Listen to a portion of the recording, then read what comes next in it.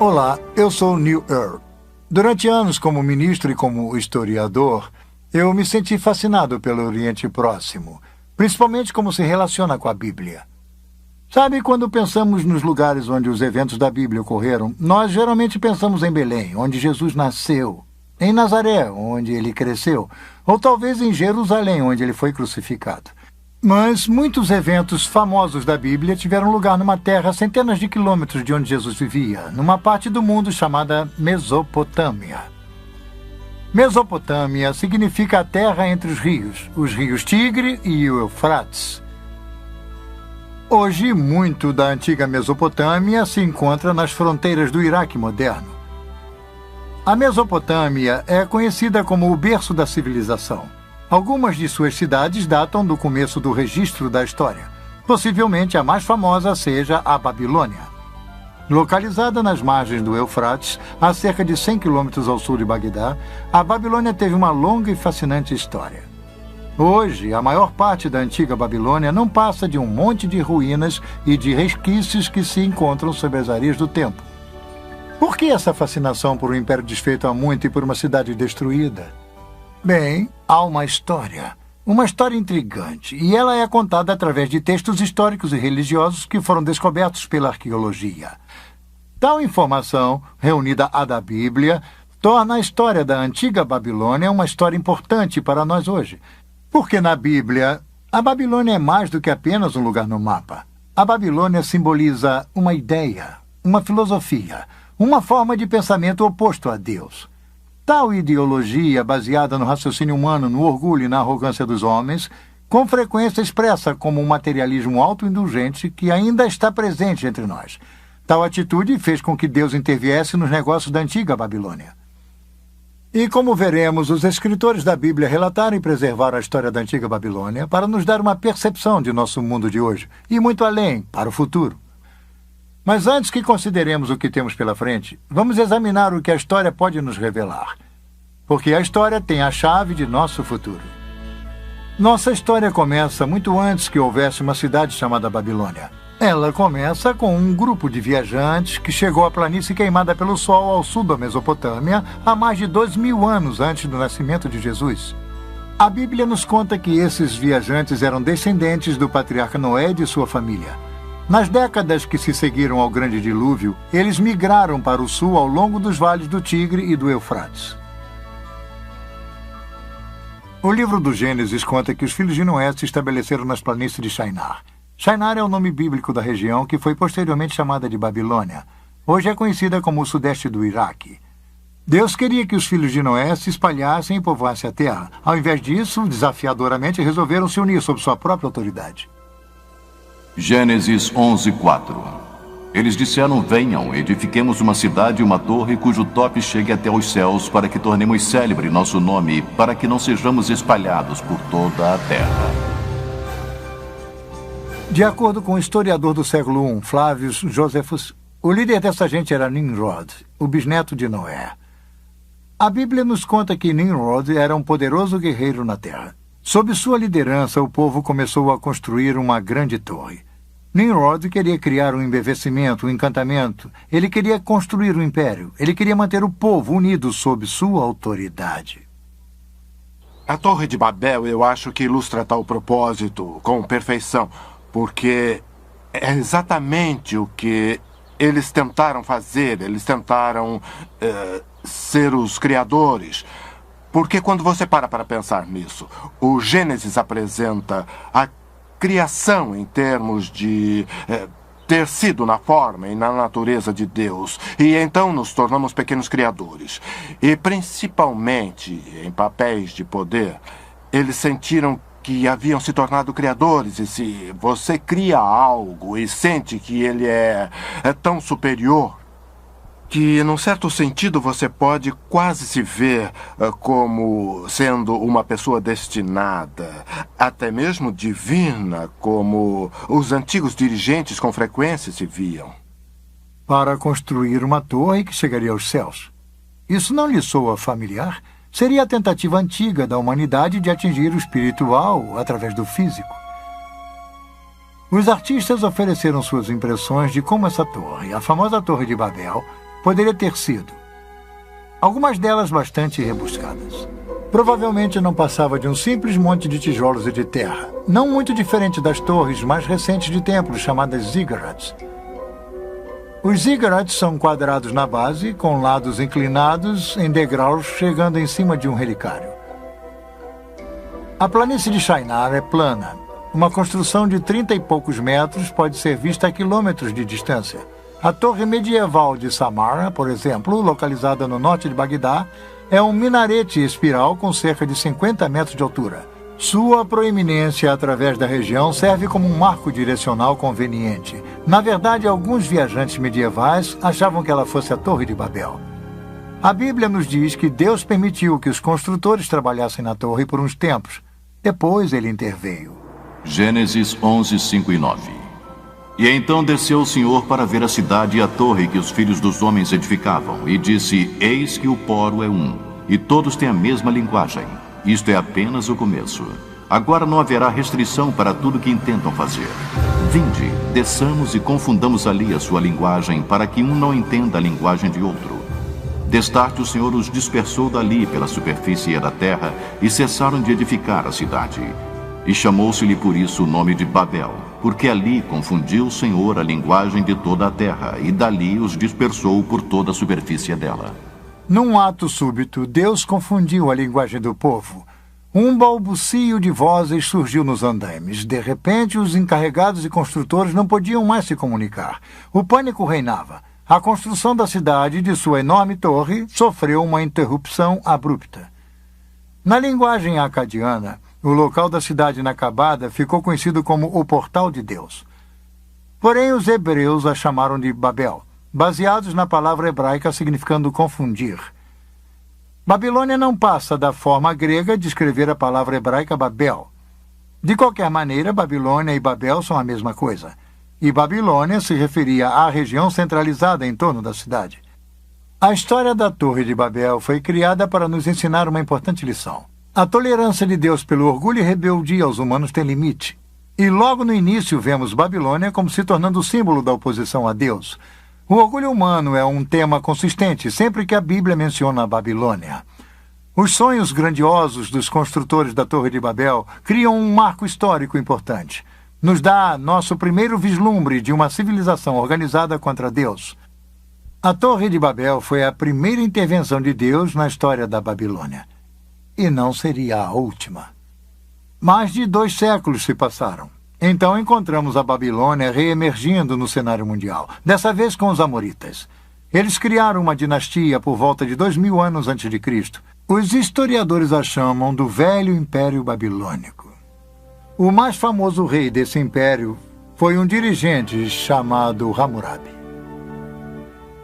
Hammurabi seja talvez mais conhecido por seu conjunto de leis que foram preservadas até hoje, o famoso Código de Hammurabi, um dos primeiros sistemas legais estruturados da história.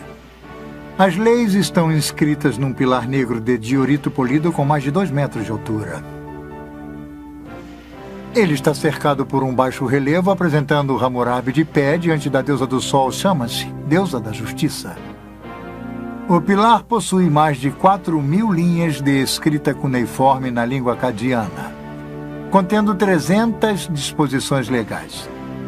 Elas cobrem negócios, crime, disputas familiares, interesses agrícolas e outros assuntos. Embora o código invoque punições graves, ele trouxe ordem e legalidade a uma terra onde o crime e a desordem há muito reinavam. A punição era veloz e certeira. Sob o domínio de Hammurabi, Babilônia conseguiu a supremacia militar na Mesopotâmia. Ele construiu um império de poder inigualável. Se estendia desde o Golfo Pérsico até os confins superiores do rio Tigre. A Babilônia se tornou um centro literário e cultural de destaque, a capital intelectual da Mesopotâmia. A civilização babilônica era altamente avançada. Textos matemáticos e astronômicos revelam que os antigos babilônicos criaram a hora de 60 minutos e o círculo de 360 graus. Hammurabi aumentou o reinado babilônico não apenas por conquistas, mas também através do comércio. A Babilônia ficava no entroncamento do comércio e da comunicação mundial. Caravanas traziam produtos raros e exóticos de locais distantes, cravos, originários das Ilhas Malucas ou das Ilhas das Especiarias da longínqua Indonésia, estavam dentre as muitas iguarias que eram importadas. A sedução da troca e do comércio, unida à religião, como iremos ver, sempre foi a chave para o sucesso e a dominância do sistema babilônico. A Babilônia, com seu nome original significando Portal de Deus, era um proeminente centro religioso e ostentava alguns dos mais ousados templos do mundo antigo. Como a maioria dos povos antigos, os babilônios adoravam muitos deuses. Sua religião se concentralizava na idolatria. Eles temiam as forças da natureza nos desertos ressequidos da Mesopotâmia. A linha entre a sobrevivência e a prosperidade era, na verdade, muito tênue. Chuvas demasiadas ou escassas demais poderiam acabar com todo o suprimento de alimento do ano. Os babilônios adoravam várias divindades, buscando nelas piedade e proteção, realizando intrincados e às vezes assustadores rituais. Os deuses precisavam ser aplacados. No mundo antigo, quem controlava a religião controlava as pessoas. Por isso não era de admirar que os babilônios acreditassem que seu rei reinava como o representante terreno de Deus. Eles foram um dos primeiros a fundirem a religião e a política num estado totalitário. Esse estado prosseguiu através da história. A idolatria permeava cada faceta da vida do antigo Oriente Próximo, e o problema era que a pessoa comum era praticamente totalmente afastada do conhecimento do verdadeiro Deus, o Deus da Bíblia. Isso, como veremos, também é um padrão babilônio. As leis de Hammurabi permitiram o rio a manter um controle rígido. Afinal, a Babilônia fora construída com trabalho escravo, e tal estado exigia uma completa subordinação do indivíduo a seu poder e a seus deuses. Os antigos monarcas eram totalitários. Enquanto reinavam, eles possuíam praticamente uma autoridade absoluta, porque eles eram o poder legislativo, o judicial e o executivo, todos reunidos. Praticamente, em termos históricos, todos os reis, de certa forma, se estabeleceram como pequenos deuses. Há muito poucos reis que reconhecem Deus em termos de um poder maior do que o deles. Ou eles podem usar a linguagem, mas eles se consideram como estando acima da lei, como os intérpretes máximos da lei. Então, eu sempre digo que há apenas há alguns reis que não se consideravam pequenos deuses. Hammurabi criou um dos maiores impérios do Antigo Oriente Próximo. Ele estabeleceu a base para uma civilização que iria perdurar por mais de 1000 anos após sua morte. Mas era uma civilização baseada no poder, no prestígio, na busca da riqueza e com pouco conhecimento do Deus Criador. Até mesmo a dinastia de Hammurabi não conseguiu durar para sempre. Depois de um reinado de mais de 40 anos, tribos bárbaras das montanhas do leste chegaram para atacar e enfraquecer a Babilônia. Um longo período de conflitos começou. Cerca de 1600 anos antes de Cristo, a Babilônia foi saqueada e queimada por outro povo mencionado na Bíblia, os hititas. Os hititas levaram as riquezas e os prisioneiros da Babilônia para a distante Anatólia, nossa moderna Turquia. Mais tarde, os assírios, bem conhecidos de leitores do Velho Testamento, conquistaram a Babilônia. Séculos de caos político iriam se instalar até que a Babilônia surgisse novamente como uma cidade independente. A primeira grande era da Babilônia havia se acabado. A antiga Assíria era um dos poderosos rivais da Babilônia. Este enorme touro alado assírio com cabeça humana é um testemunho contumaz do poder da Assíria. O Império Assírio era uma enorme máquina militar, amplamente encarada como um dos reinos mais brutais e opressores da história. Em 689 a.C., um golpe impõe ainda mais humilhação sobre a Babilônia. Na tentativa de dominar uma revolta babilônica, as hordas assírias sob o rei Senacherib pilham e queimam a Babilônia e jogam todos os escombros no Eufrates. Os assírios inundam a cidade. Até suas fundações são destruídas. Senacherib se gaba. Eu tornei sua destruição mais completa do que a feita pela enchente, para que nos dias que virão o local da cidade, seus templos e deuses não sejam lembrados. Eu a extirpei totalmente através da inundação e a transformei numa campina. Sennacherib deixou a Babilônia achando que havia lhe dado o golpe fatal. Ele estava redondamente enganado. A Babilônia não se abate assim tão facilmente. Ela se ergueria novamente para aclamar sua vingança. E foi exatamente o que aconteceu. O local da Babilônia foi eventualmente ocupado e reconstruído pelos caldeus. Foram os caldeus que finalmente humilharam a orgulhosa Assíria. Foi no ano de 612 a.C. quando os caldeus atacaram as muralhas de Nínive, capital da Assíria. Nínive caiu. Foi totalmente destruída.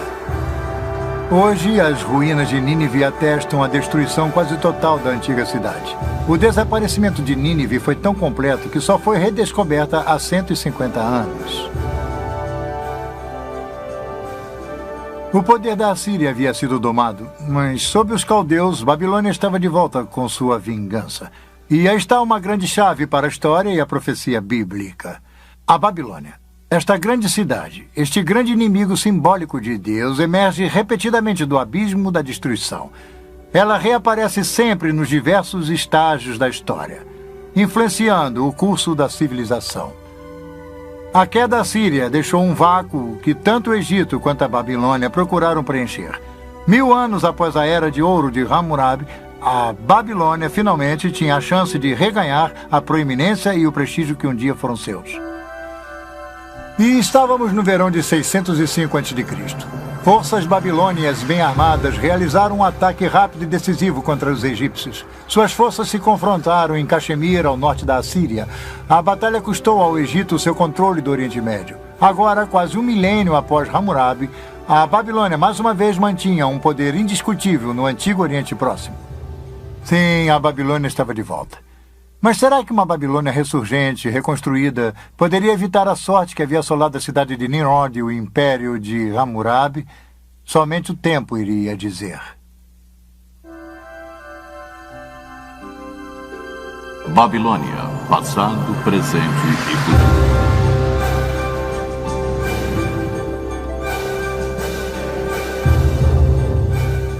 O exército egípcio do faraó Nexo II se defrontou com a Babilônia em 605 a.C. em Caxemir, no rio Eufrates.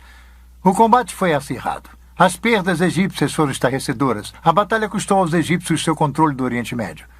O general que despachou os egípcios era um príncipe coroado caldeu de 25 anos. Ele mais tarde se tornaria o maior rei da Babilônia, o legendário Nabucodonosor. A Babilônia chegaria ao ápice de sua glória sob o poder desse dirigente. Nimrod, Hammurabi e agora Nabucodonosor. O Velho Testamento treme ao ouvir seu nome. Sob seu reinado, a Babilônia se tornou a metrópole mais poderosa de seu tempo. Invejada, temida tanto por amigos quanto inimigos. Nabucodonosor, o rei, pelo que podemos dizer, é um composto de vários aspectos de seres humanos. Ele é poderoso e cruel quando ele precisa ser. Ele também aparece como um ser humano que tem dúvidas, perguntas. Ele não consegue responder a todas as perguntas. Então ele tenta se cercar daqueles que pelo menos podem responder a algumas dessas perguntas. E se eles não as respondem muito bem, ele os elimina. E isso é verdade com relação a vários déspotas orientais. E Nabucodonosor é assim. Ele também é um construtor. Ele quer seu nome perpetuado. Então ele constrói a Babilônia, mas também constrói fora da Babilônia. Novamente, ele reconstrói templos. Ele faz todas essas coisas numa tentativa de agradar os deuses. Porque ele não tem certeza do que os deuses irão fazer. Mesmo que ele possa mandar em seres humanos, ele não pode dominar tudo. Então, vemos esse complexo num só indivíduo. Mas não podemos penetrar em sua mente. Somente podemos ver o que ele tentou fazer e criar, e tentar imaginar o que motivou seu temperamento. Foi Nabucodonosor que conquistou Jerusalém em 605 a.C. Durante seu reinado, o reino de Judá foi reduzido a um estado de vassalo. 5 anos mais tarde, contra o conselho do profeta Jeremias, os judeus se rebelaram contra a Babilônia. Nabucodonosor retaliou 2 anos mais tarde, sitiando Jerusalém, a cidade sagrada dos judeus. Jerusalém caiu em 597 a.C. Naquela época, Nabucodonosor levou o monarca judeu, o jovem Joaquim, de volta para a Babilônia. Ele então colocou um rei fantoche, Zedequias, no trono de Judá. Tudo isso é mencionado pelos autores da Bíblia. É interessante notar que alguns desses detalhes são confirmados por inscrições encontradas nas ruínas da própria Babilônia. Este bloco de barro do Museu Britânico, chamado de Crônica de Nabucodonosor, foi traduzido em 1956. Ele registra a derrota dos egípcios em Caxemira em 605 a.C. Nos conta sobre a subida de Nabucodonosor ao poder, menciona a conquista de Jerusalém e a nomeação de Zedequias como rei fantoche em Judá. Esta é uma confirmação surpreendente dos famosos eventos da história bíblica. Mas, uma década mais tarde, a Judéia se rebelaria pela última vez. O rei fantoche de Jerusalém, Zedequias, fez uma trama com os egípcios. Nabucodonosor reagiu com um ataque final devastador. Durante 18 meses, a cidade ficou sitiada. Finalmente, no verão de 587 a.C., Nabucodonosor conquistou e dessa vez destruiu Jerusalém e seu templo. Ele pilhou seus tesouros e levou a maior parte da população restante para a Babilônia.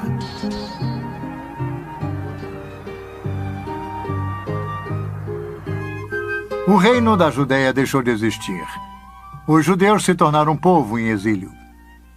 Uma pungente lembrança disso é relatada no Salmo 137. Esta bela canção expressa a extrema tristeza dos judeus cativos, chorando por sua terra natal. By the rivers of Babylon, we sat down and wept when we remembered Zion.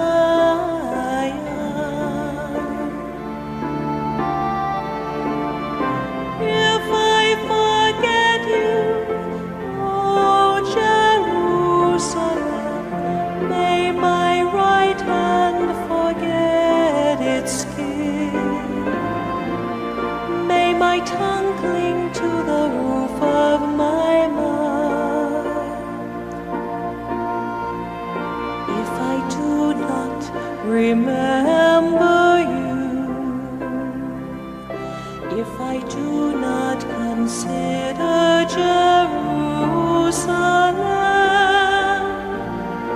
my highest joy.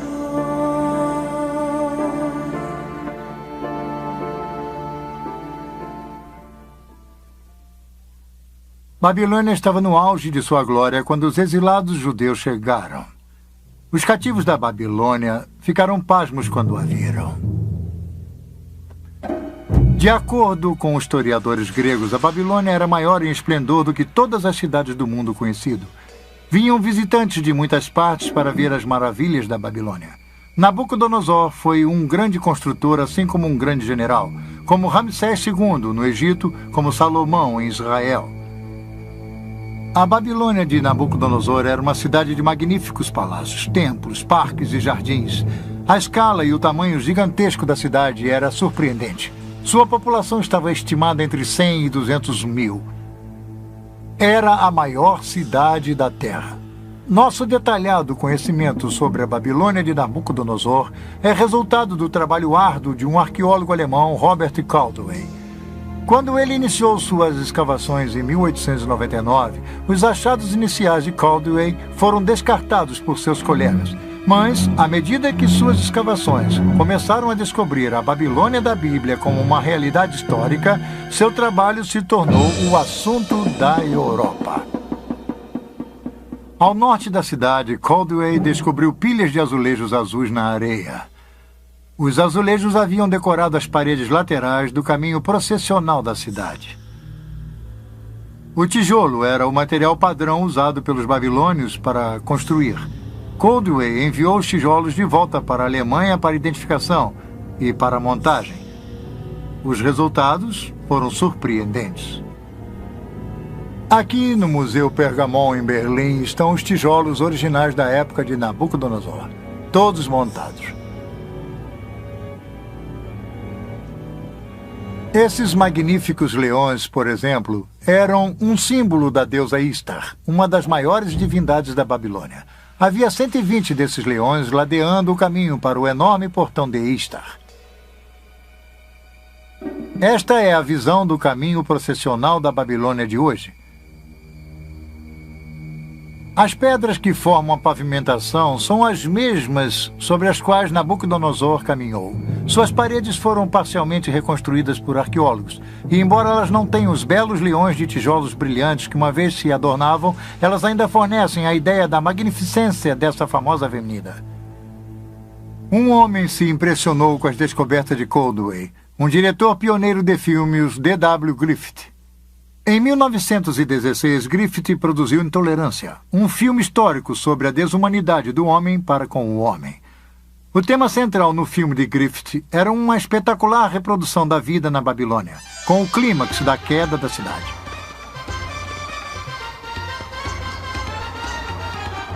No filme, Griffith traz de forma mágica para a tela a magnificência e a grandiosidade da Babilônia de Nabucodonosor, uma cidade que havia sido enterrada durante 25 séculos. Quando usamos a expressão esplendor pagão, ela poderia ter sido criada para a antiga Babilônia. Griffith mostra uma Babilônia de um grande esplendor arquitetônico, uma Babilônia repleta de vida e de vitalidade. Suas ruas fervilhavam com mercadores, cartomantes, músicos ambulantes, agiotas, soldados, prostitutas, representantes dos governos, banqueiros e escravos. Griffith ofereceu ao público uma primeira visão do poder e da magnificência da Babilônia em seus dias de glória, assim como incrível ganância e sensualidade na cidade. A Babilônia de Nabucodonosor tornaria pequenas muitas de nossas modernas cidades por seu tamanho e esplendor. Vamos conhecer sua imensa escala. A Babilônia tinha um formato quase quadrado, dividido ao meio pelo rio Eufrates. A cidade foi construída com precisão. Suas ruas retas e largas cruzavam umas às outras em ângulos retos, como a maioria das cidades de hoje. A Babilônia estava cercada por uma muralha defensiva dupla, circundada por um fosso. Era a cidade mais bem protegida do mundo antigo.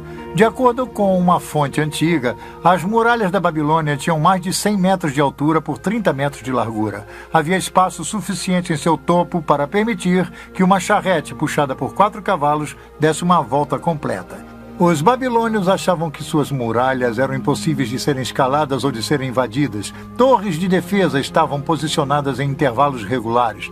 Mas as muralhas da Babilônia eram apenas o começo de suas maravilhas. O caminho processional era a avenida principal, norte e sul da cidade. Ele possuía mais de 20 metros de altura, pavimentada com pedras e ladeada por leões esculpidos, e o caminho processional levava para o norte, para o grande templo dedicado ao deus Merodach. Era a rua mais impressionante do mundo antigo. Este é o portão de Istar, magnífico e imponente. Era um símbolo arrogante da Babilônia, do rei Nabucodonosor. Este era um dos 8 portões fortificados da antiga cidade. Eles o batizaram em homenagem a Istar, a popular deusa do amor. Como o que fora feito com os tijolos vitrificados do caminho processional, os arqueólogos alemães também enviaram esses tijolos vividamente coloridos aqui para Pergamon e reconstruíram este magnífico portão. O portão de Istar, renomado em todo o mundo, é um símbolo do inigualável poder e força da Babilônia. Por ele passaram os exércitos vitoriosos da poderosa Babilônia quando retornavam de conquistas distantes. O verdadeiro portão de Istar está em Berlim. Turistas podem ver na Babilônia uma réplica com a metade do tamanho. Na entrada deste sírio foi construído pelo governo iraquiano. Não muito distante do portão de Istar, Nabucodonosor construiu um magnífico palácio. Este palácio continha 4 grandes pátios cercados por muitos apartamentos e suítes. A sala do trono de Nabucodonosor dava diretamente para o sul do pátio central. O orgulhoso Nabucodonosor chamava seu palácio de a maravilha da humanidade, o centro da terra, a residência brilhante e a morada da majestade. Essa reconstrução moderna nos dá uma ligeira ideia de como era o palácio na época de Nabucodonosor. Tijolos modernos, gravados com o nome Saddam Hussein, estão em cima dos tijolos antigos que tinham a marca do rei Nabucodonosor. Os novos tijolos substituem os tijolos quebrados e pilhados que formavam a parte superior do antigo palácio. Com um pouco de imaginação, podemos voltar no tempo e entrar no palácio. Passar pela entrada principal, cruzar o pátio leste para um segundo pátio e então para o grande pátio central. Este pátio central que está sendo reconstruído é uma área aberta que mede 66 metros por 60. Por aqui, há 25 séculos passados, passaram dignatários visitantes, embaixadores estrangeiros, oficiais da corte, escravos e exilados. Um pouco ao sul do pátio central está a grande sala do trono de Nabucodonosor. Vamos ver como é por dentro. A sala do trono mede 56 metros por 18. Ela se compara em tamanho com a famosa Sala dos Espelhos em Versalhes, na França. Aqui, parcialmente afastada para dentro da parede, ficava o trono de Nabucodonosor.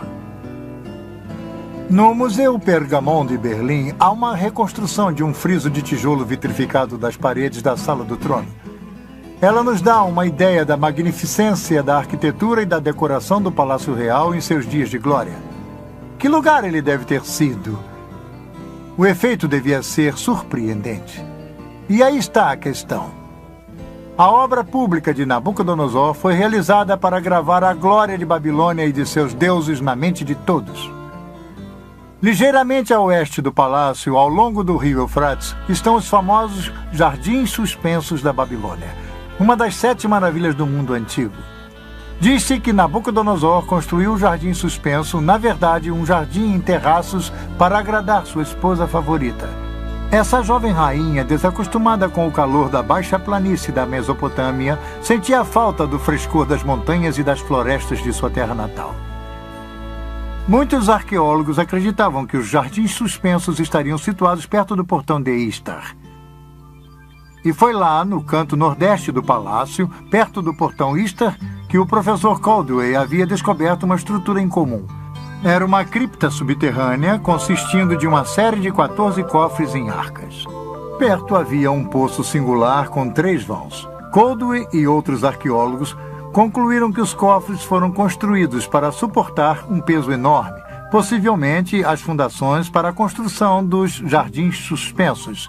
Mas hoje em dia, muitos arqueólogos acreditam que as câmaras fechadas serviam como depósito e complexo administrativo. Os jardins então teriam, de forma mais lógica, sido construídos do outro lado do palácio, mais perto do rio.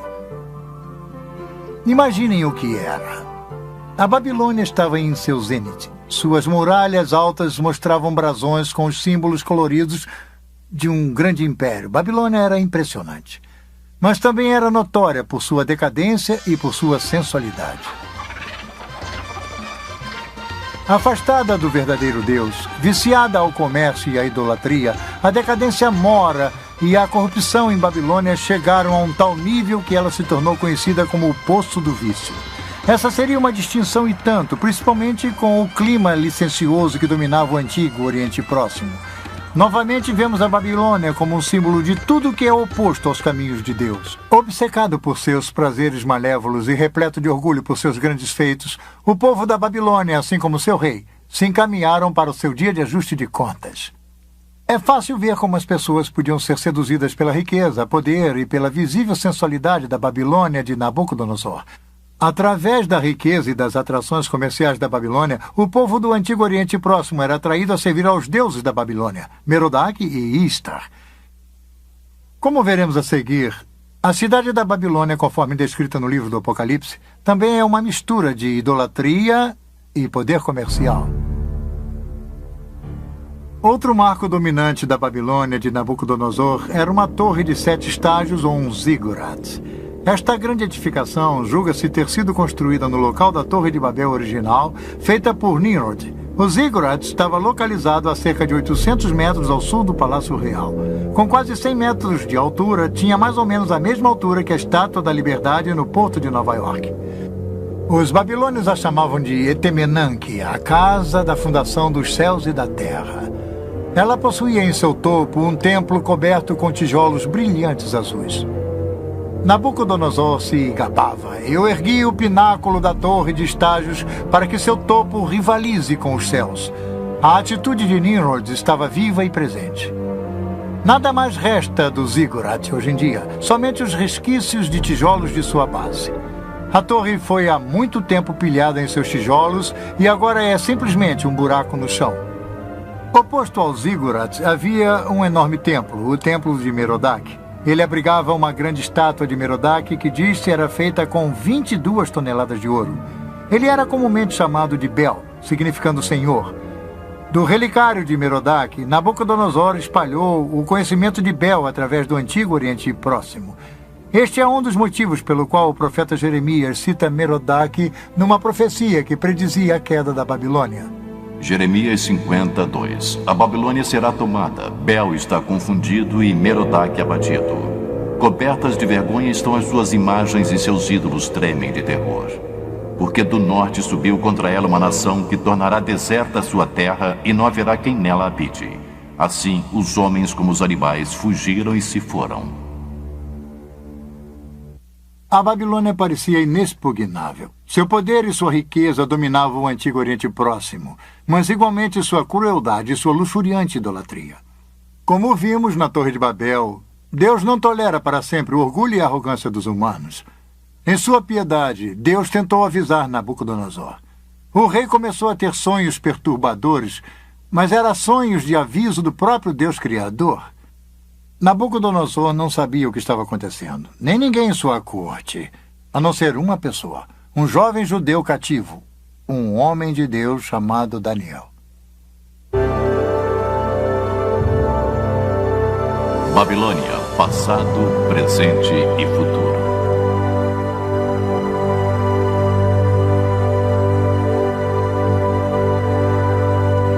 Nabucodonosor construiu o maior império do Antigo Oriente Próximo.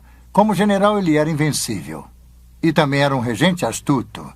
Quando os exércitos do rei haviam levado Daniel e outros proeminentes cidadãos de Jerusalém para a Babilônia, Daniel foi colocado na própria corte de Nabucodonosor.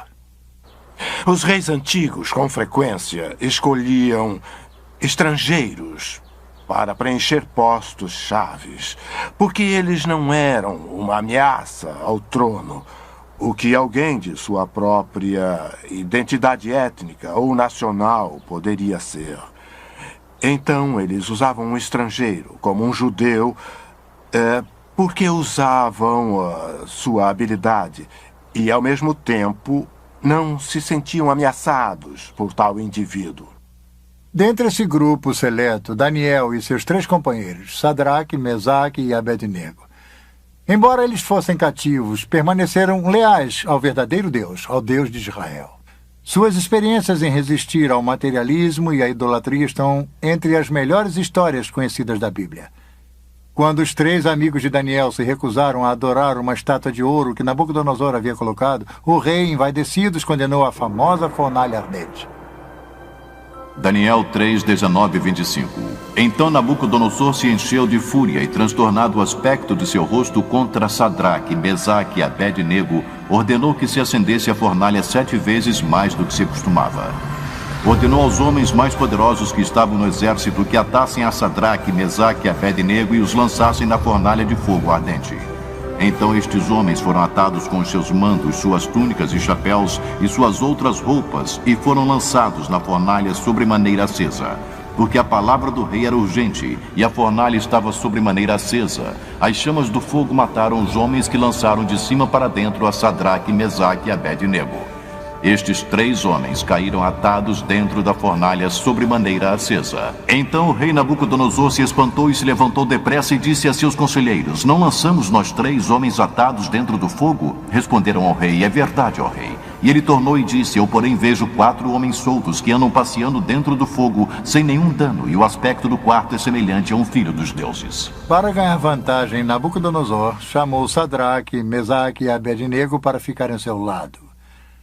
O fogo não havia feito mal a seus corpos, nem eles cheiravam a fumaça. Numa reviravolta surpreendente, Nabucodonosor louvou o Deus que enviou seu anjo para salvá-los e os promoveu a altas posições em seu reino.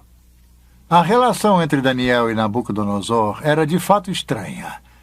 De um lado havia Nabucodonosor, rei pagão do mundo conhecido, cujos feitos ousados se baseavam na força militar e no trabalho escravo. Do outro, um jovem escravo judeu, trazido de sua terra natal para a Babilônia, um servo do verdadeiro Deus e, apesar disso, leal a seu rei. Nabucodonosor é apresentado como sendo, pelo menos no livro de Daniel, relativamente simpático ao Deus de Israel e ao Deus de Daniel. Mas dizer que Nabucodonosor era alguém que havia colocado sua fé no Deus de Israel e de Daniel, eu diria que não. Esses reis antigos eram grandes políticos e eles tomavam decisões a esse respeito que eram tomadas, eles achavam, a seu próprio favor. Foi quando Daniel se encontrava preso na Babilônia que ele e o rei começaram a ter sonhos perturbadores e visões. Deus estaria fornecendo aos dois uma visão do futuro. O 2º capítulo do livro de Daniel registra um sonho particularmente perturbador de Nabucodonosor. Daniel o descreve. Daniel 2, 32 e 35. Tu, ó reis, estava vendo, e eis que aqui uma grande estátua, esta que era imensa e de extraordinário esplendor, estava em pé diante de ti, e a sua aparência era terrível. A cabeça era de fino ouro, o peito e os braços de prata, o ventre e os quadris de bronze. As pernas de ferro, os pés em parte de ferro, em parte de barro. Quando estavas olhando, uma pedra foi cortada sem auxílio de mãos, feriu a estátua nos pés de barro e ferro e os esmiuçou. Então foi juntamente esmiuçado o ferro, o barro, o bronze, a prata e o ouro, os quais se fizeram como a palha das eiras no estio, e o vento os levou, e deles não se viram mais vestígios. Mas a pedra que feriu a estátua se tornou uma grande montanha que encheu toda a terra.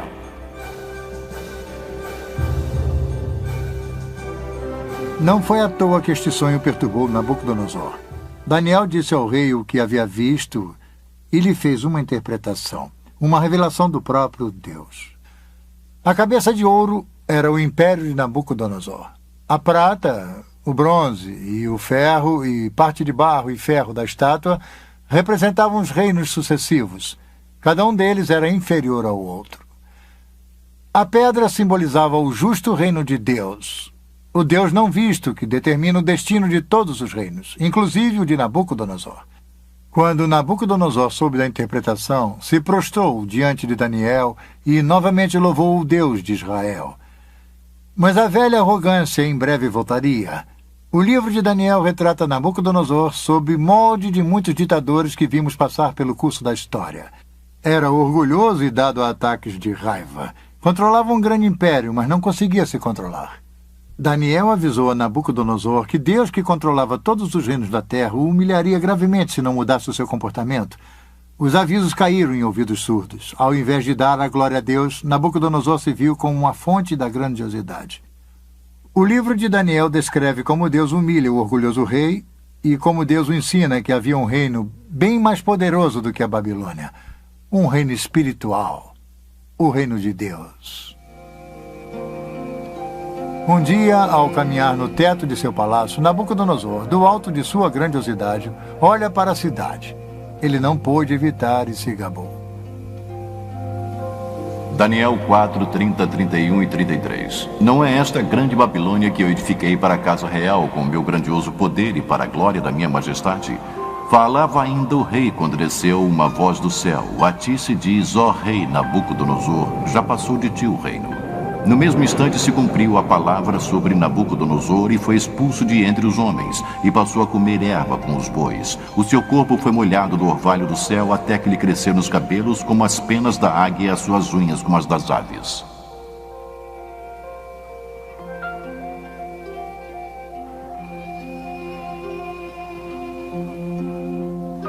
Ele foi vencido pela insanidade. Durante 7 anos se comportou mais como uma fera selvagem do que como ser humano. No final de 7 anos, a mente de Nabucodonosor se recuperou, mas a experiência havia lhe ensinado uma lição primordial, e talvez a lição mais importante do livro de Daniel. Deus, e não pequenos príncipes, mantém a autoridade suprema sobre este mundo. A Bíblia registra o aviso de Nabucodonosor àqueles que o seguirem em posição de poder e de autoridade. Quer fosse num gabinete ou numa sala de reuniões, seus conselhos deveriam ser seguidos por todos nós. Daniel 4, 34, 35 e 37. Mas ao fim daqueles dias, eu, Nabucodonosor, levantei os olhos ao céu, tornou-me a vir o entendimento. E eu bendigo o Altíssimo, e louvei e glorifiquei ao que vive para sempre, cujo domínio é sempre eterno, e cujo reino é de geração em geração. Todos os moradores da terra são por ele reputados em nada, e segundo a sua vontade ele opera com o exército do céu e os moradores na terra. Não há quem lhe possa deter a mão nem lhe dizer que fazes. Agora, pois, eu, Nabucodonosor, louvo, exalto e glorifico ao Rei do céu, porque todas as suas obras são verdadeiras e os seus caminhos justos, e pode humilhar os que andam na soberba. Mas se Nabucodonosor aprendeu uma lição importante, seus descendentes não aprenderam. Após um reinado de 43 anos, Nabucodonosor morreu em 562 a.C. Foi sucedido por 4 reis num período de 7 anos, cada sucessor mais fraco do que o outro. O último rei de Babilônia foi Nabonide ou Nabone. Ele assumiu o trono em 55 a.C. Seu filho e príncipe coroado era Belsaruzur ou Belsazar, chamado pela Bíblia. Por motivos que não são totalmente esclarecidos, o sábio e excêntrico Nabonidos passou os últimos 10 anos de seu reino no distante oásis de Tema, na Arábia, estudando história e religião. Enquanto Nabonidos se encontrava afastado, seu filho Belsazar reinava na Babilônia.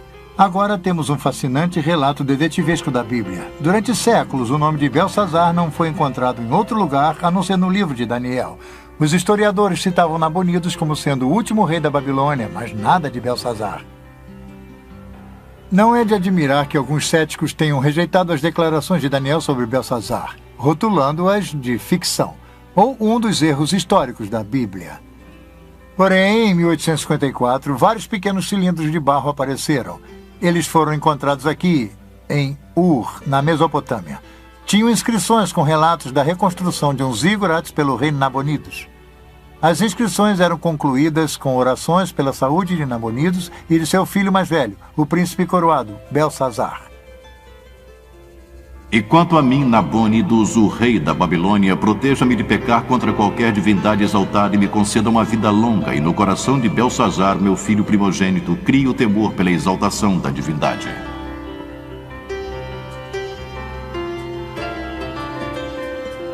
Tal achado arqueológico é importante para a história de Daniel, porque a inscrição esclarece o comando de Belsazar no 5º capítulo, versículo 29 de Daniel.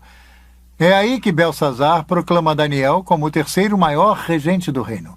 Nabonidos era o 1º, Belsazar o 2º e Daniel o 3º. Este é um exemplo notável da precisão da Bíblia. Foi durante o reino de Belsazar que Deus deu a seu profeta Daniel outra importante visão. Novamente, ele avistou um quadro profético. Daniel viu uma sucessão de impérios que iriam controlar o antigo Oriente Próximo a partir de seus dias. Daniel 7, 3 e 7. 4 animais grandes diferentes uns dos outros subiam do mar. O primeiro era como leão e tinha asas de águia. Enquanto eu olhava, foram-lhe arrancadas as asas. Foi levantado da terra e posto em 2 pés como homem, e lhe foi dada a mente de homem. Continuei olhando, e eis aqui o segundo animal, semelhante a um urso, o qual se levantou sobre um dos seus lados. Na boca, entre os dentes, trazia 3 costelas e lhe diziam: levanta-te, devora muita carne. Depois disto, continuei olhando, e eis aqui outro, semelhante a um leopardo, e tinha nas costas 4 asas de ave. Tinha também este animal 4 cabeças, e foi-lhe dado domínio. Depois disto, eu continuava olhando nas visões da noite, e eis aqui o quarto animal, terrível, espantoso e sobremodo forte, o qual tinha grandes dentes de ferro. Para nós que vivemos no século XX, a descrição de feras estranhas pode parecer curiosa ou bizarra, mas para os antigos, criaturas que pareciam mistura de feras eram bem mais familiares. Surge então um ponto importante para entender a profecia. Alguns intérpretes bíblicos cometem o erro de tentar explicar o simbolismo bíblico sem referência ao background histórico do livro. Especulações elaboradas são necessárias. Para evitar essa armadilha, é essencial determinar o significado de um capítulo ou de um texto em seu ambiente natural. O importante é o que isso significou para as pessoas que ouviram pela primeira vez. Este é um princípio sólido para um bom estudo bíblico. Para as pessoas do tempo de Daniel, animais compostos tinham um significado. Vivendo e trabalhando na Babilônia, Daniel via essas descrições todos os dias. Vamos pegar, por exemplo, o famoso dragão de Maradak. Era o tema de decoração preferido da cidade, utilizado por artistas para ornamentar o portão de Istar. É uma fera híbrida ou composta. Tem as patas dianteiras de um felino, as patas traseiras têm garras como uma ave de rapina, a cabeça tem 2 chifres como a víbora árabe com chifres, e o rabo termina num ferrão de escorpião. Essas estranhas feras místicas tinham um significado religioso importante para os antigos babilônios. Então, quando Daniel registrou os animais estranhos em sua visão, no capítulo 7, ele se deu conta que a visão iria ser significativa para a Babilônia. Um anjo explicou a Daniel que as 4 bestas eram os 4 impérios que iriam dominar o antigo Oriente Próximo. O leão alado significava a própria Babilônia. De forma interessante, o leão da Babilônia é encontrado até hoje no antigo local da cidade.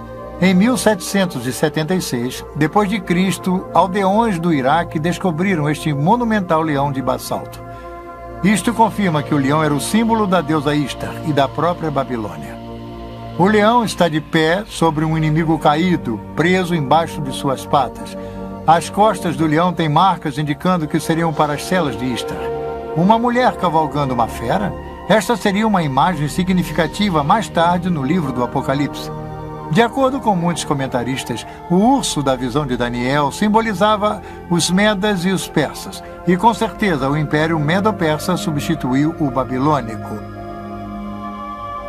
O leopardo de 4 cabeças tem 4 asas e representava Alexandre o Grande e as 4 divisões de seu império. A 4ª besta foi identificada por comentaristas como sendo a correspondência ao Império Romano.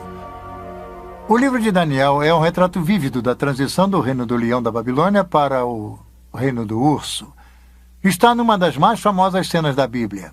Em outubro de 539 a.C., aparentemente durante a festa de Ano Novo, Belsazar pretendia fazer um grande banquete. O rei havia convidado 1000 homens mais distintos do império. Ele não fazia ideia do que aconteceria. Esse banquete se tornou incomum pelo fato de ter ocorrido enquanto os persas tomavam a Babilônia. Mesmo assim, a fé de Belsazar repousou nas fortes muralhas. Esse excesso de confiança fatal seria seu erro. Foi durante o banquete, numa grande demonstração de arrogância diante de Deus, que Belsazar ordenou que servissem vinho. Ele então brindou os deuses da Babilônia. Fez isso com as mesmas taças de ouro que seu avô, Nabucodonosor, havia pilhado do templo em Jerusalém. Repentinamente, um fato estranho e aterrorizador ocorreu, bem aqui na sala do trono de Belsazar. Uma misteriosa mão desencarnada apareceu do nada e começou a escrever em letras brilhantes na parede do rei.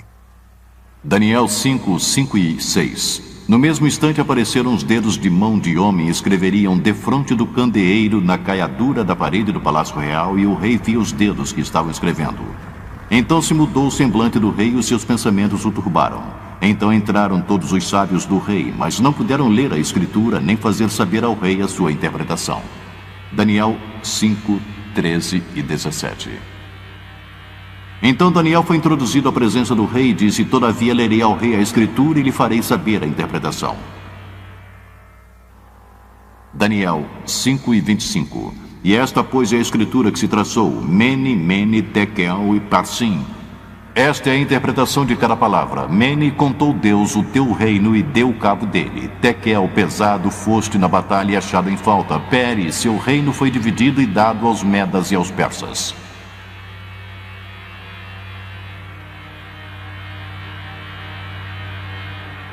Literalmente, as palavras Mene, Tekel e Peres eram os nomes de pesos comuns babilônicos. Antes das moedas serem inventadas, os negócios eram feitos através de lingotes de metal como moeda. Precisavam ser pesados numa balança com medidas precisas, como estilhão de 2 menes, para pesar o seu valor. A interpretação de Daniel da escritura na parede foi feita através do significado de raiz. Mene, significando contar, Tekel, pesado, e Parsim, dividido. O tempo da Babilônia havia se esgotado. Conforme relata a Bíblia, naquela mesma noite, enquanto o escrito brilhava na parede, os exércitos de Ciro o Grande já entravam na cidade. As muralhas poderosas da Babilônia e suas fortificações imensas não puderam impedir sua queda, uma queda decretada por Deus. O profeta Isaías nos dá informações sobre o rei Ciro e seu papel na queda da Babilônia. Isaías 45, 1 e 3. Assim diz o Senhor ao seu ungido, a Crio, a quem tomo pela mão direita para bater as nações ante sua face e descingir os lombos dos reis para abrir diante dele as portas que não se fecharão. Eu irei adiante de ti, endireitarei os caminhos tortuosos, quebrarei as portas de bronze e despedaçarei as trancas de ferro. E dar-te-ei os tesouros escondidos e as riquezas encobertas, para que saibas que eu sou o Senhor, o Deus de Israel, que te chama pelo teu nome.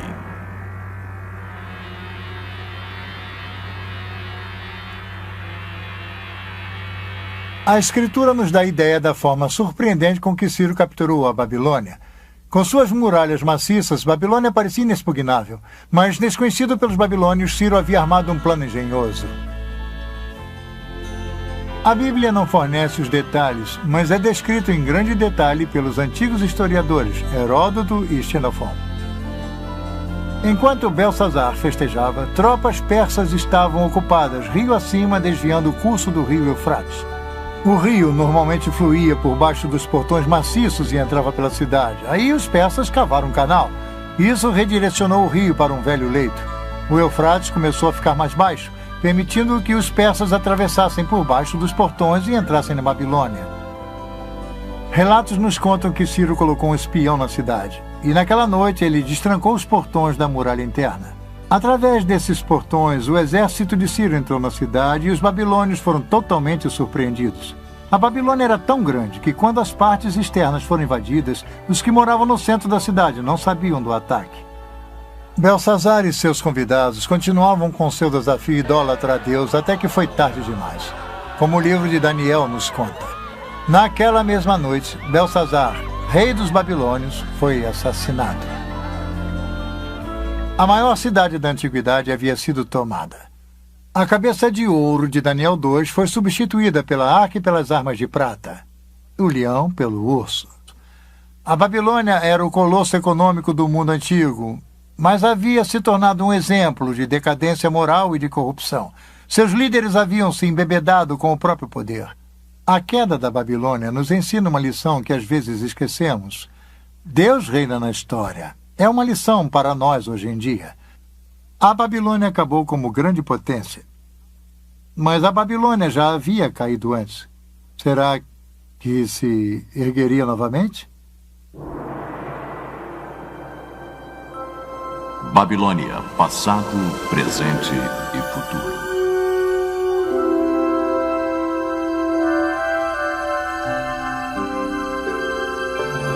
Nós seguimos a ascensão e queda da Babilônia, desde Nimrod a Belsazar.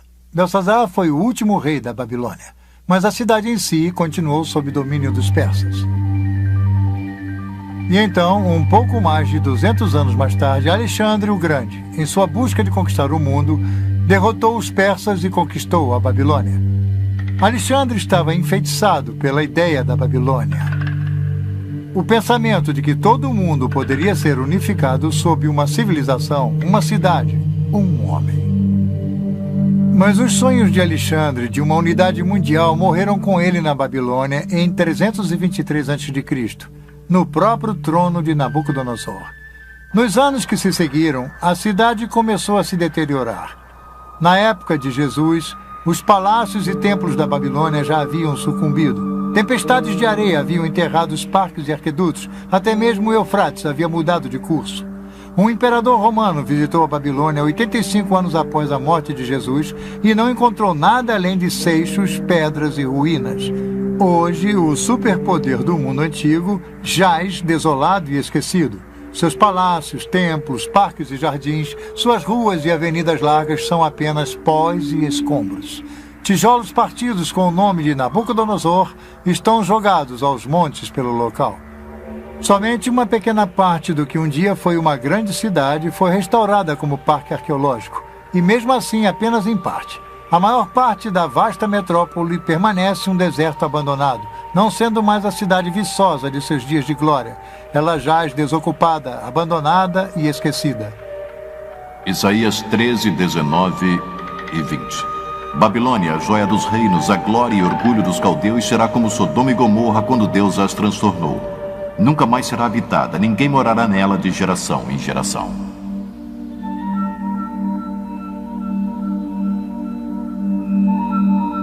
O escrito na parede havia previsto o final da Babilônia como uma cidade desenvolvida, mas não seria o final da Babilônia como uma ideia.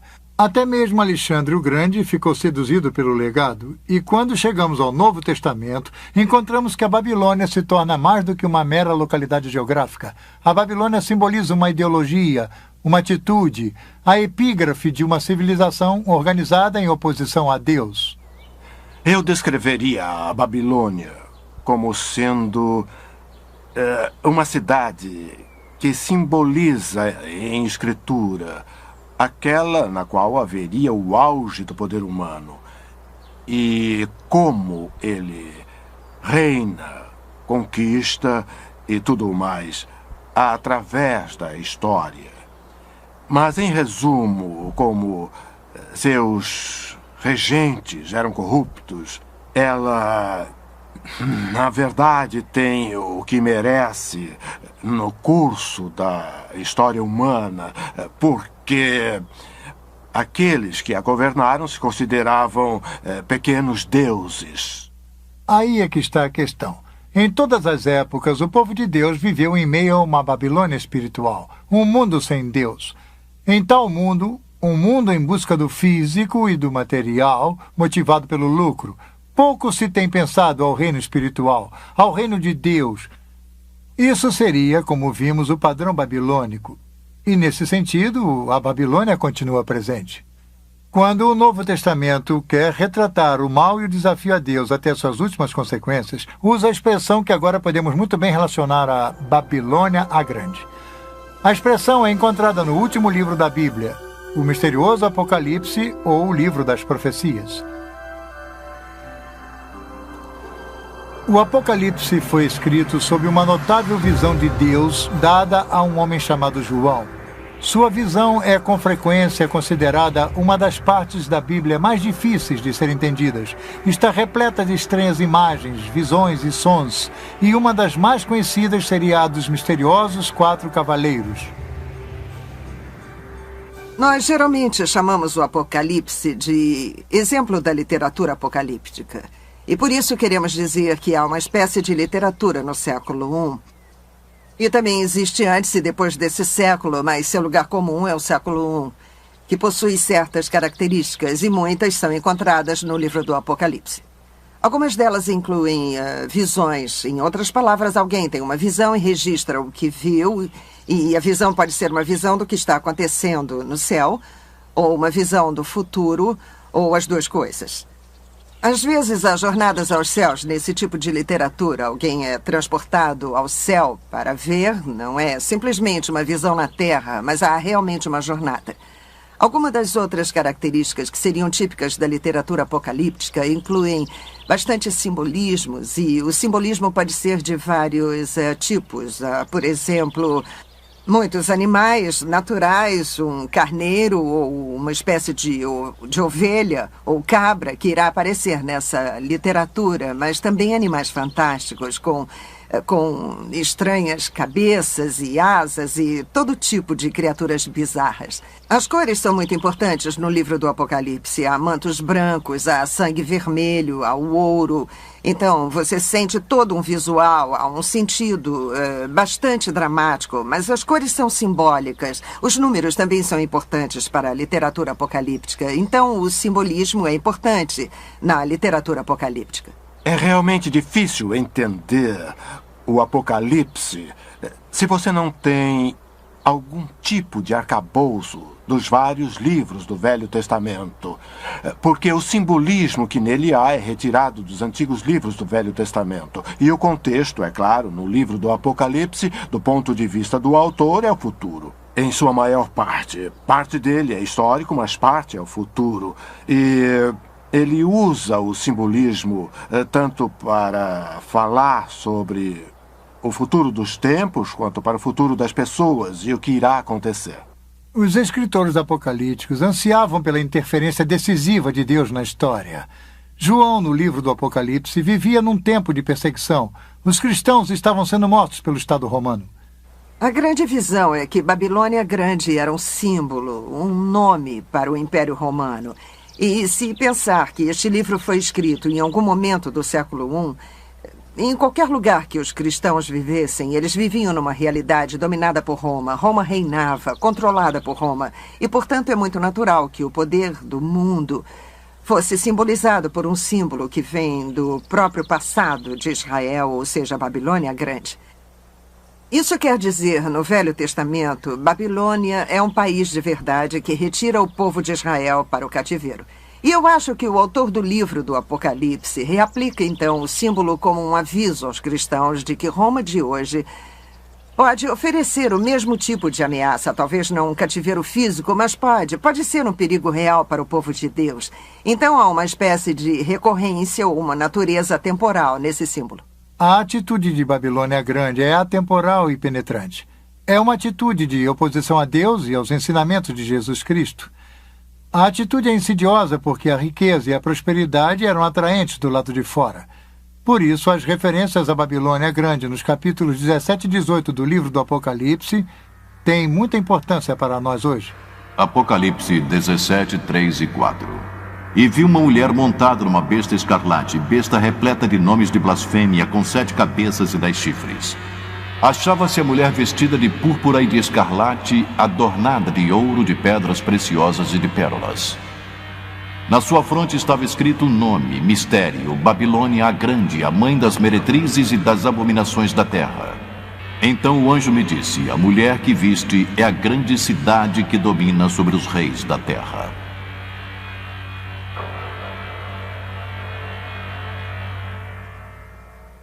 Aqui temos toda a imagem vívida da literatura apocalíptica. É um tempo futuro. Há uma mulher, a besta, as cores brilhantes e o simbolismo. O simbolismo de prostituição. A Bíblia menciona bastante a prostituição. Deus mostra com ela como os indivíduos e as nações são seduzidos pela submissão a ele e à doutrina. No Velho Testamento, a prostituição é uma imagem para a idolatria. Quer dizer, as pessoas se prostituem. O povo de Deus se prostituiu quando não foi fiel a Deus, quando persegue a adoração de um ídolo. E agora a igreja enfrenta o mesmo tipo de ameaça, o abandono de sua verdadeira adoração a Deus por outros tipos de ídolos. Bem, a prostituição é uma imagem sedutora. Alguém, como já disse, os atrai, iludindo-os a seguir seu caminho e a abrir mão de sua lealdade a seu verdadeiro Deus. A Bíblia usa o símbolo da prostituição de 2 formas. A prostituição seria adorar falsos deuses. Mas há uma outra forma em que a Bíblia descreve a prostituição, e isso também se refere a outras nações que não sejam Israel. Mas conforme um estudioso do Novo Testamento, George Eldon Ladd, explica, a prostituição também significa a prostituição de tudo para o ganho comercial. A ideia aqui não é de falta de fé espiritual, mas de uma prostituição de tudo para o ganho comercial.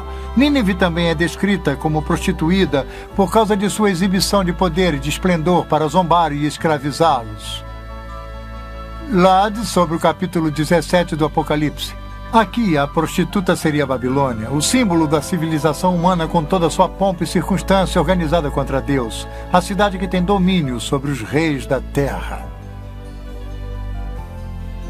Nós seguimos a atração da Babilônia através das escrituras e da história. Desde a Torre de Babel, a cidade de Nabucodonosor, e agora até o livro do Apocalipse, onde a Babilônia grande atinge imensa força. Eu acho que João está tentando pintar a Babilônia como atraente e enganadora. E uma das formas pela qual se pode mostrar o quão rica, próspera e satisfatória é aquela realidade. E ela pode embalar os cristãos a um falso sentido de segurança. Então é um aviso para eles, mostrando a sedução dessa visão particular do mundo. No livro do Apocalipse, Babilônia a Grande se torna a palavra-código para um sistema anticristão monstruoso. Um colosso econômico dedicado a acumular poder e riqueza através do comércio mundial. Esta é a atração fatal da Babilônia, o ganho comercial obtido a qualquer custo. Apocalipse 18:3. Pois todas as nações têm bebido do vinho do furor da sua prostituição, como elas se prostituíram os reis da terra. Também os mercadores da terra se enriqueceram à custa de sua luxúria. Ao longo dos séculos, muitos tentaram identificar a Babilônia com nações específicas, impérios e até mesmo com igrejas. A cada ano, parece, novos candidatos são citados para o papel de figuras simbólicas do livro do Apocalipse: Babilônia, a besta, o falso profeta. Mas todas as interpretações têm uma coisa em comum. Todas estão erradas. A história da interpretação do livro do Apocalipse é bastante interessante porque quase toda a geração de cristãos que a lê sente que é o endereçado direto daquele livro. A Babilônia é tal entidade, ou é tal igreja, ou tal império. Por várias vezes, as pessoas previram o final dos tempos. E então, elas tiveram que mudar de ideia, rever, refazer, ou talvez tenhamos lido de forma errada, talvez tenhamos lido errado. Este refrão é repetido várias vezes, não apenas no século XX, mas toda a história, a leitura desse livro demonstra que nós estivemos errados repetitivamente. Agora, isso nos deve revelar que é muito perigoso tirar conclusões apressadas sobre ser dogmático, sobre o que ou quem é Babilônia quando os eventos aconteceram. As perguntas quando são as mais importantes no livro do Apocalipse, de qualquer modo. Que Deus irá triunfar. Que Deus irá triunfar através de Jesus Cristo. Essas são as principais afirmações do livro. Quando acontecerá e quem fixou essa imagem que, na minha opinião, alguém quer nos afastar da ideia central desse livro. Então, o livro do Apocalipse descreve o ápice final do espírito da antiga Babilônia. Uma atitude contra Deus que está presente hoje, presente através da história, e que irá atingir seu clímax no final dos tempos. Mas não importa o que haja pela frente, o triunfo supremo de Deus sobre todas as coisas está assegurado. O capítulo 18 do livro do Apocalipse comemora antecipadamente a vitória final de Deus sobre a Babilônia a Grande. Apocalipse 18, 9 e 10. Ora chorarão e se lamentarão sobre ela os reis da terra, que com ela se prostituíram e viveram em luxúria, quando virem a fumaceira do seu incêndio. E conservando-se de longe pelo medo do seu tormento, dizem: ai, ai, tu, grande cidade, Babilônia, tu, poderosa cidade, pois em uma só hora chegou o teu juízo. E sobre ela choram e pranteiam os mercadores da terra, porque já ninguém compra a sua mercadoria. Os mercadores dessas coisas que por meio dela se enriqueceram, conservar-se-ão de longe pelo medo do seu tormento, chorando e pranteando. Então um anjo forte levantou uma pedra como grande pedra de moinho e arrojou-a para dentro do mar, dizendo: assim com ímpeto será arrojada a Babilônia, a grande cidade, e nunca mais será achada.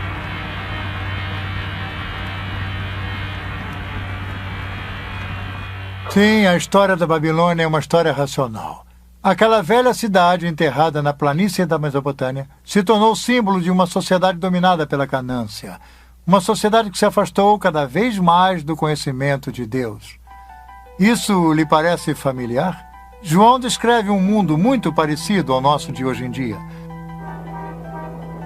Os mercadores no Antigo Oriente Próximo enriqueceram pela exploração do prazer. Muitos negociantes de hoje em dia fazem a mesma coisa. Negócios e compras geralmente são feitos baseados na ganância, no dinheiro e no poder. Muitos indivíduos se aproveitam do sistema para enriquecer, explorando os jovens, os velhos, os incultos e os desafortunados.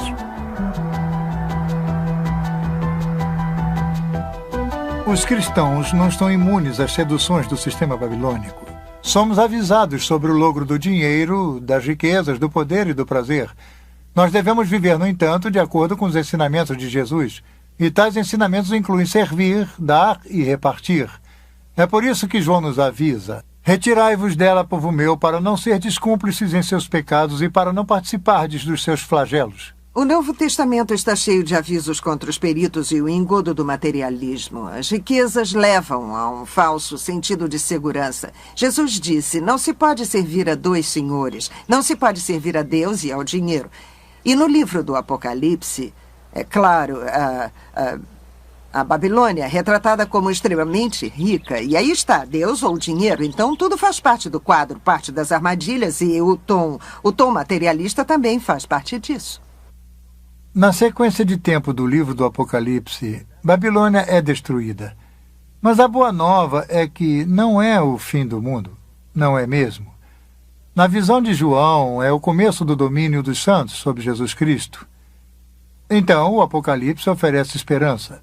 É uma visão de vitória. A vitória de Jesus sobre todos aqueles que se opõem ao reino de Deus.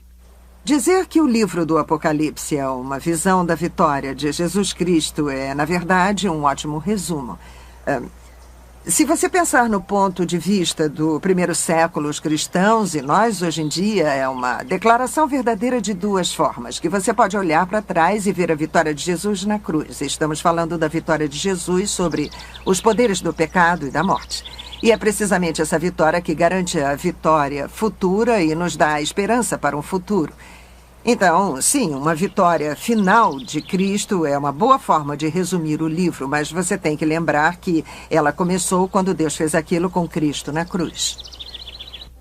Nossa história nos levou de Nimrod a Nabucodonosor, ao presente e ao futuro. Nós vimos o legado da Babilônia. Tem sido um padrão familiar que vimos se tecendo ao longo da história. Essa atitude de Babilônia está presente hoje. Então somos desafiados a que reino iremos servir? Ao reino de Deus ou da Babilônia? A Deus ou ao dinheiro? Babilônia a Grande representa o resumo do poder do homem distanciado de Deus. Porém, o reino de Deus é muito mais poderoso. Nosso chamado é para servir a esse reino e ao seu rei, Jesus Cristo. Em suma, este é o único reino que irá perdurar. O poder e a glória de Cristo apenas. Esta é a lição que até mesmo Babilônia a Grande será forçada a aprender.